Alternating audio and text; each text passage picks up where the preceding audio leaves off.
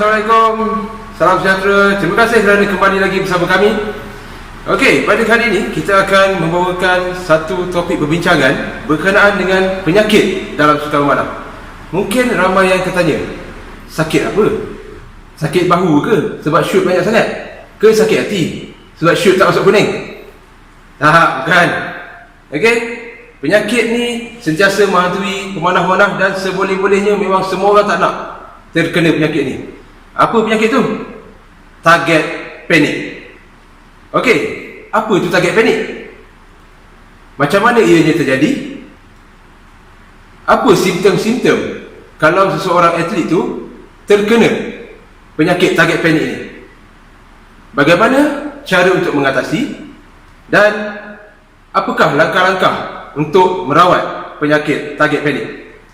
Jadi untuk penjelasan, ulasan dan penerangan yang lebih lanjut berkenaan dengan target panik ini, kita akan bersama-sama dengan Jurulatih Kebangsaan Encik Muhammad Marbawi Sulaiman atau lebih dikenali sebagai Coach Awi. Jadi jom kita bersama beliau. Okey, Assalamualaikum dan salam sejahtera. Terima kasih saya ucapkan kepada Encik Suhadi daripada Pusat Sukan UNIZA. Hari ini kita akan bincangkan berkenaan dengan topik target panik. Apa itu target panik? Target panik adalah keadaan psikologi yang mempengaruhi kemampuan pemanah untuk melepaskan anak panah semasa syuting. Pemanah kurang keyakinan dan menyebabkan kehilangan ketenangan pada saat akhir semasa melakukan panahan. Dan target panik juga boleh menyebabkan pemanah melepaskan anak panah tanpa aiming, tidak dapat menarik tarikan secara penuh dan mengalami kesukaran untuk menahan semasa tarikan penuh ataupun full draw. Dan kenapa ini terjadi? Target panik terjadi disebabkan oleh tindak balas semula jadi tubuh, yang mana pada seseorang itu menjangkakan dia telah pun melakukan panahan. Ini menyebabkan berlakunya kejutan pada tubuh dan menyebabkan pemanah melepaskan anak panah semasa tarikan, oleh kerana pemanah tidak dapat mengawal fikiran mereka ketika itu. Selain itu, keadaan badan yang tegang dan kawalan minda yang menghentikan kesan eksplosif daripada pelaku. Dan selain itu, pemikiran pemanah yang tidak yakin untuk melepaskan ataupun melakukan panahan yang terbaik. Ada juga setengah pemanah terjadinya target panik di kalangan pemanah-pemanah yang berpengalaman, disebabkan oleh faktor fikiran mereka yang mana untuk mengekalkan tahap prestasi mereka ataupun mengekalkan mata panahan mereka pada suatu masa, dan menyebabkan fikiran dan juga tubuh badan mereka tidak dapat melakukan seperti mana yang mereka kehendaki. Okey, bagaimana untuk cara kita mengatasi masalah target panik ini? Yang pertama,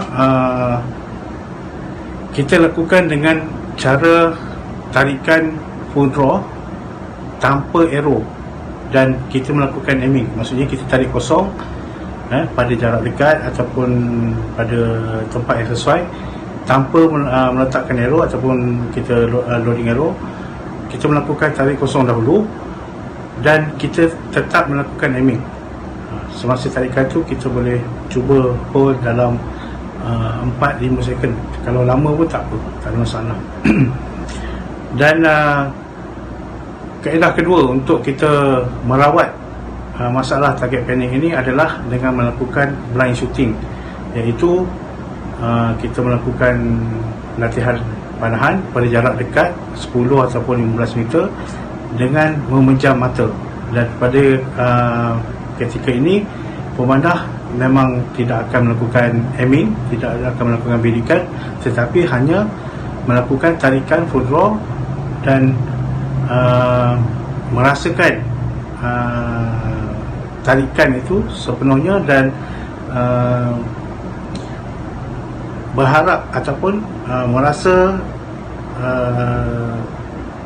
detikan clicker sebelum melepaskan anak panah.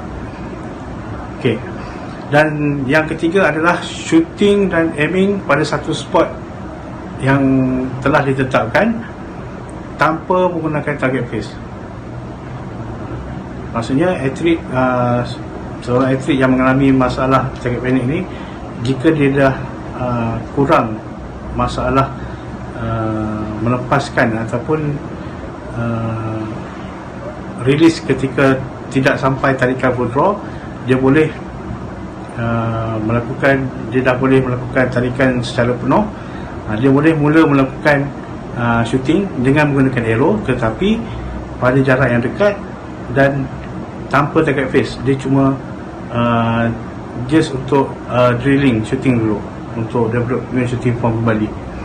Okey, yang keempat adalah penumpuan minda terhadap setiap pergerakan ketika melakukan panahan. Maksudnya sama ada dalam keadaan pejam mata ataupun dalam keadaan shooting biasa, dia cuba rasakan setiap pergerakan otot yang terlibat semasa tarikan tu, dan dia cuba rasakan secara semula jadi badan. Okey. Dan yang keempat, masalah target yang kelima. Okey, yang kelima, masalah target pendek ini mungkin akan berlaku ataupun mengambil masa yang lama untuk kita rawat, untuk kita pulihkan. Diharapkan pemanah-pemanah ataupun kepada sesiapa yang mengalami masalah target pendek ini harap bersabar dan terus berlatih dan cuba kekalkan momentum latihan tu secara berkala, dan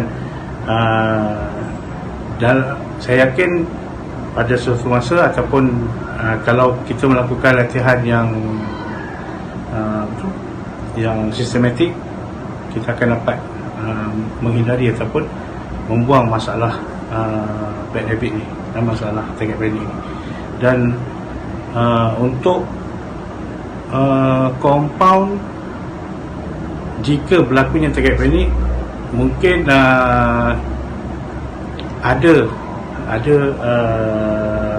release aid device yang boleh digunakan untuk mengurangkan ataupun menghindari masalah target pendek ini. Sekian. Itu dia tadi, kita dah dengar penjelasan yang sangat detail yang diberikan oleh Coach Awi berkenaan dengan masalah target panic ini. Jadi kita sedia maklum, penyakit target panic ini memang sukar untuk dirawat dan ianya memakan masa. Dan seboleh-bolehnya memang kita nak elakkan atlet-atlet kita daripada terkena penyakit target panic ini. Okey, melalui video ini semua dah faham berkenaan dengan target panic, dan apa yang penting semua tahu macam mana cara untuk merawat sekiranya atlet-atlet kita terkena masalah ataupun penyakit target panic ini.